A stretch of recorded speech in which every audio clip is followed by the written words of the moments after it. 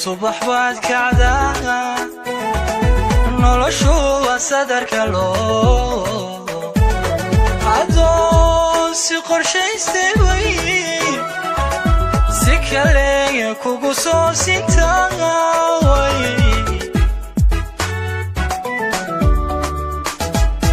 ileen subax baad kacdaa noloshu waa sadarka loo adoon si qorshaystay way si kale kugu soo sintaa way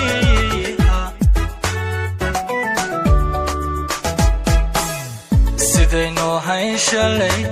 samantii wada jirkii sidaynu hayn shalay samantii wada jirkii sagsaagale baa jiray